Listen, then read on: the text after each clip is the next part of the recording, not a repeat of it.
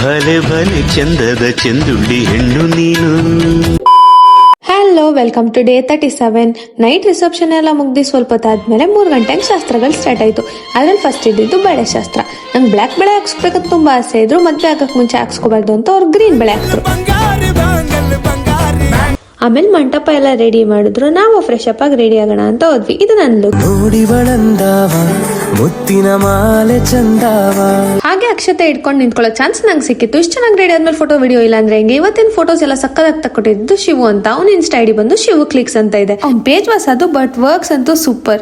So guys, ಇಷ್ಟ ದಿವಸ ಏನ್ ಕಂಟೆಂಟ್ ಆಗ್ತಾ ಇದ್ದೆ ನಾನು ಮದ್ವೆ ಅಂತ, ಅದು ನನ್ನ ಕಸಿನ್ ಸಿಸ್ಟರ್ ಮ್ಯಾರೇಜ್. ಸೊ ಅಲ್ಲಿ ಇವತ್ತು ಮ್ಯಾರೇಜ್ ಆಯ್ತು.